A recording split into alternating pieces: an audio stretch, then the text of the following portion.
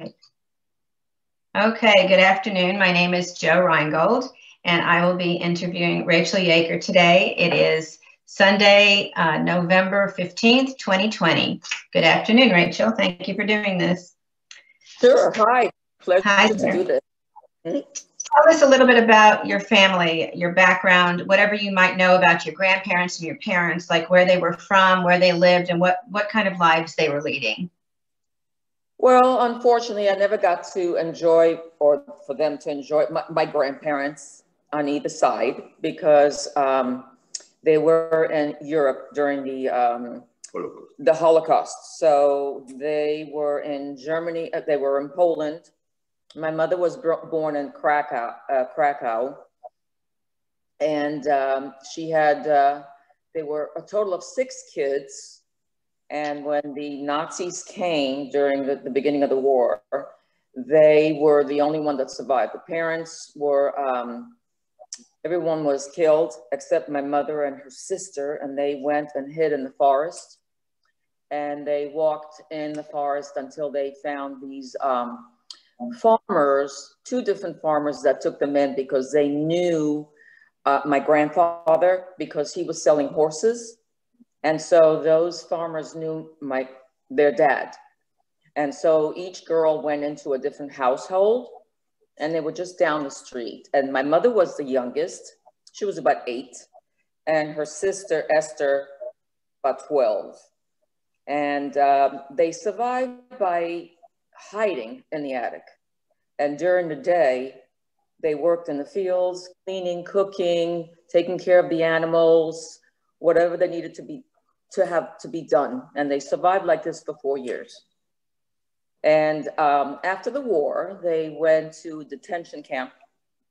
And that's where my aunt met her husband and my father. They were all in these detention camps. So my mother is still alive. She's 91. My aunt has passed. And my father has passed about 8 years already, maybe 10 years already. But my mom's still a survivor. And I have a brother. And so going back to my dad was also, he was born in Galicia in Poland. And when the Nazis came and all that, he was recruited to go, instead of the army, they took him to forced work. So he worked in the forest in Russia in the winter, summer, cutting trees. That was his job. His father was a butcher, and he had a stepmother. So there must have been about 5 kids, because we don't go to, I have some pictures, but you know, they didn't talk too much. Something about Holocaust survivors, they don't want to talk that much. So when they went to the detention camp, my father met my mother. They got married there. My brother was born in Germany in 1947. And after that, my father, his sisters, 2 sisters, and my mom, right, we went to Israel. I was born in Israel in 1952. My mother's sister, Esther, she moved with her husband to Brooklyn because her husband's aunt brought him to the States. She sponsored him to come to America. And then they had 2 daughters. But my brother and I was born in Israel in 1952. And in 1960, my aunt, Esther, sponsored us to come to America, to Brooklyn, New York. So I grew up in Brooklyn with my brother. We lived in a 4-story walk-up. My parents were both working together. My mother worked in the Barton's chocolate factory, and my father worked as a butcher on the Lower East Side. And then, I don't know the year exactly, but then my father decided to go on his own, and he opened up a clothing shop in Brooklyn. And both of them worked night and day, 7 days a week, buying merchandise and making a living. We had nothing. So they were the ones that were bringing in, my mother working in Barton's with her sister. She got her the job. And my father didn't like working as a butcher. He hated going to Fulton Street and doing that. And so he got his own clothing store. By then, my mother could drive.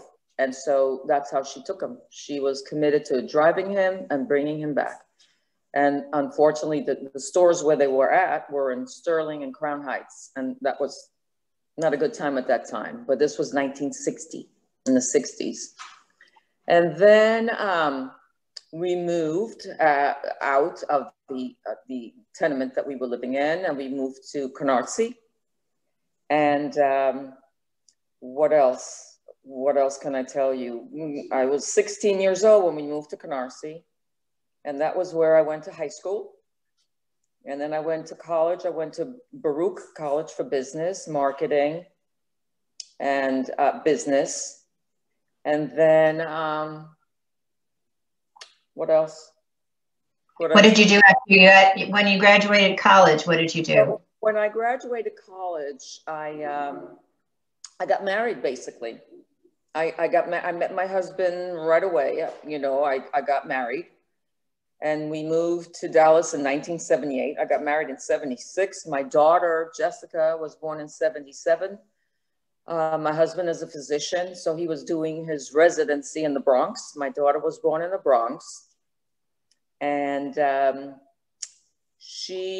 week before she was born, we had the blackouts in New York. And so that was an experience in itself. But in 1978, July 14, 1978, we moved to Dallas. My husband opened up his own practice. And I helped him out doing secretarial stuff and business, which was what I did. And then my daughter was born in 77. And when I moved here, my son was born in 1980 in Plano, General. What else can I say, Joe? Let me ask you, what do you think, what was life like in Dallas when you first moved here? Can you describe it to us? Sure. So we moved here in 1978, and my daughter was a year old, exactly a year old. And it was hard because my husband opened up his own practice, and she was just a baby, and I had to help him at the office. When I came to Dallas, it was 114 degrees in July. That was the beginning of like, where did you bring me? Why are we in Dallas? It's so hot. But, you know, I helped him out, and then I worked with him, taking care of the kids and schooling and carpooling. And then my son was born. So Jessica was 2.5.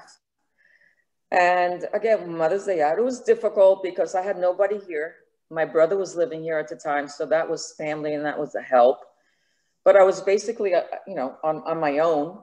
I met some nice girlfriends and families, other physicians and their wives. So it was really nice because I met some of my friends at Mother's Day out when I dropped off my kids. And, but Dallas was quiet. It was a culture shock for us because I was missing all my foods that I had grown up in New York. So when my family from New York came, they always brought me bagels and lox and all the stuff that I missed having. But it was a shock for us coming from a big city like New York and not having food and activities and customs and Jewishness like we had growing up in New York. But we've come a long way. I mean, I remember Beltline used to be a two-way street. Now, you know, if you ask someone, you know, how was Dallas? And you say, can you believe that Beltline was a two-way street and we didn't have the tollway and all the stores and conveniences? I mean, it's like a dream. Did your husband consider any other cities before you decided on moving here? Yes. So what was before his residency was finishing up. And so we had tried to go to Los Angeles and then Florida, Phoenix, and Dallas was the last stop. So we decided that Dallas was new, fresh. My brother was living here at the time. And very little competition. There weren't that many plastic surgeons here. So it was kind of nice. And I met some nice people that my husband had known in South America. And so we became friends, and it was an easy transition for me because I had somebody, and my brother was here as well. So that's what made it easy for us. Did you join any civic or did he join any professional organizations, and did you join any Jewish organizations here? Yes, I joined the J because I took my daughter to the J, and Mother's Day out at Temple Shalom. And so I've always been with Sherith Israel in the beginning as well. That's where we went to synagogue. And what else? So that was in the beginning when we first came. So the kids went to the J, and they went to Chabad for camp and stuff like that. So they were busy. Yeah, they went to Jewish schools. My daughter went to Akiba for a while, and so did my son. And then they went to Solomon Schechter. My son went to Solomon Schechter until third grade, and then I put him in public school. Okay. Yes. Now, I'm assuming you still have, do you have any family in Israel at all, or is everybody pretty much in New York? Cousins. I don't have anyone in New York anymore, except a cousin, and she lives in upstate New York, but my parents moved here in 1980, they moved before my son was born. So they came here, and my father went, we got him a place to work at the Traders Village in Grapevine. And so he used to work with my mom, and on the weekends they used to sell shmatis.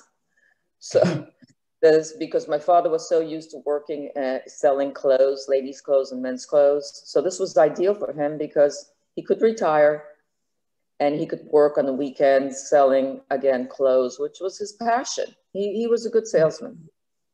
And my mom was there for him. Without my mom, my father wouldn't be anywhere. Did they have an easy transition here? You think that they had an easy time moving here? You know what, the funniest thing is, and it's interesting, it was kind of lonely for them in the beginning because they didn't know anyone. But there was one day I was at Albertsons on Arapahoe in Hillcrest, and I had met Michael Schiff's mother and father. And I saw them, she was talking with another lady, I don't remember her name, but she was talking with her in Yiddish. And so I said, oh my gosh, this is great. I can introduce someone to my parents. So I just went over to them and I introduced myself, and the rest is history. They became fast friends.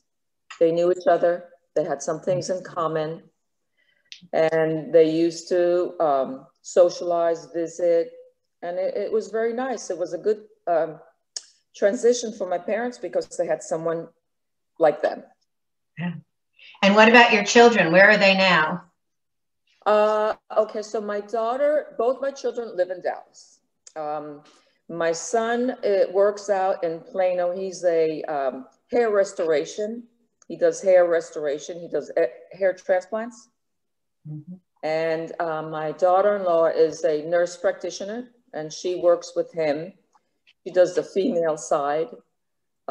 Ladies that are losing their hair, and a lot of doing with hormones and stuff like that. But my son does the hair transplants, and my husband is a plastic surgeon in Plano, and my daughter is a medical assistant, and she works in my husband's office, helping him, taking out stitches. And both of my kids went into the medical field. They liked it.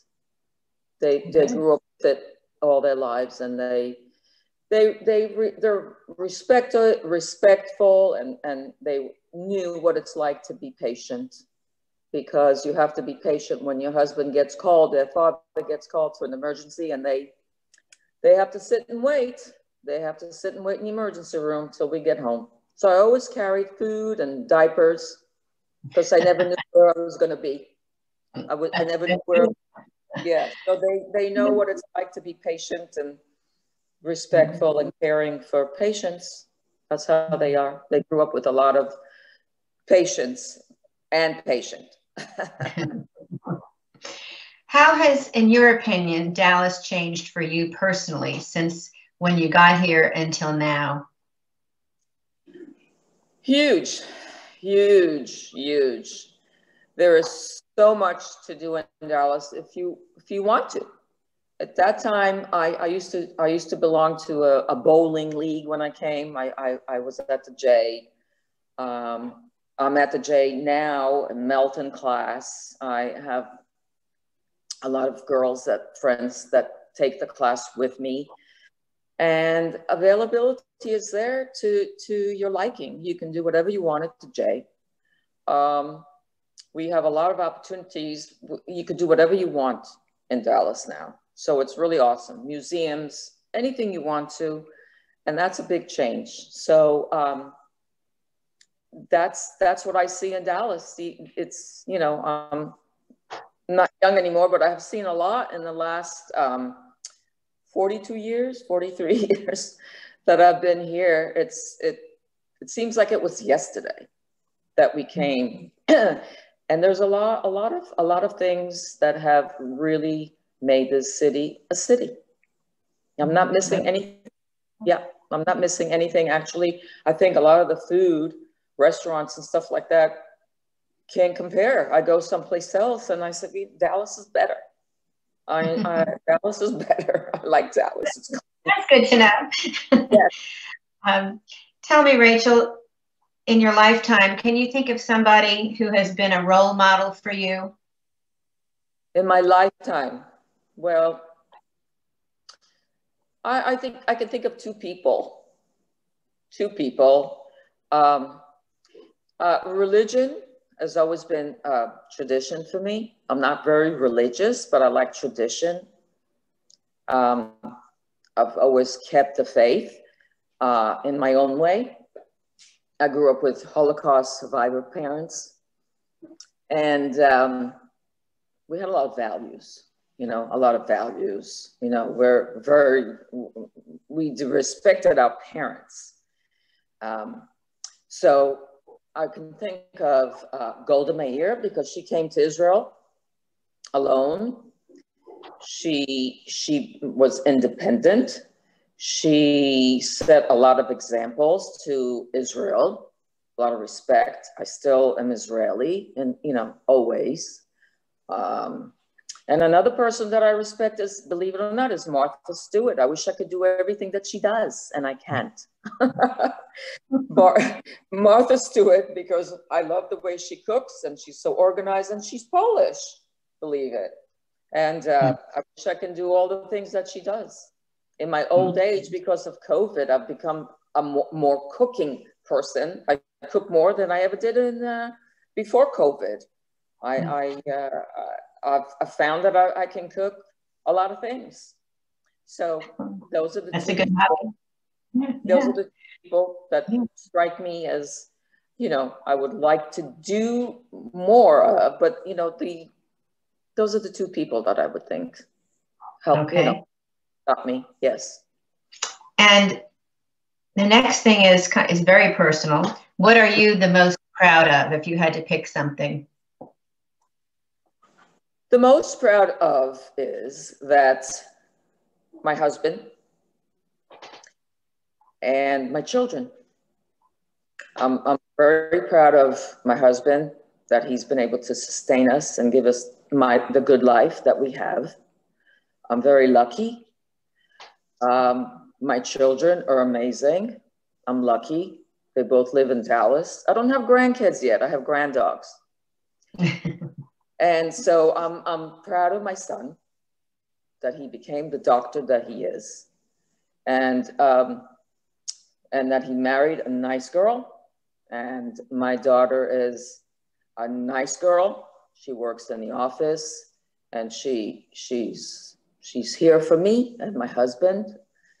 And those are my family, I have to say, my kids and my husband. What traditions do you think your children will carry on? Traditions. Interesting. You know, both of them, all my kids have married Jewish. So I'm proud of that.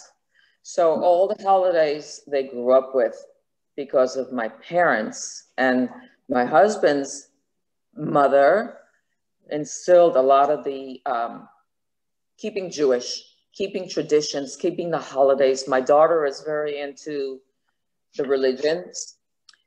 She respects everything about the religion. She's more Jewish than I am. And both of them, you know, all the holidays and the food. So I'm happy about that. I have no complaints. Good. So Rachel, is there anything else you'd like to add before we end the interview? Anything else I'd like to add? I guess I gave you it all. I think so. If you think of anything else, that's basically it.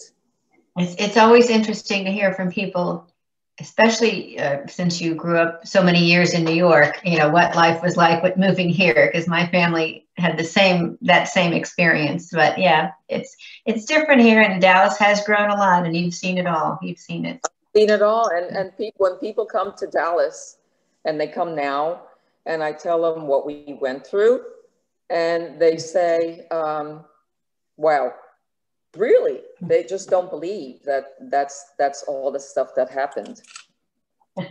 Yeah, it's true. Yeah. Well, I certainly appreciate you giving us your time.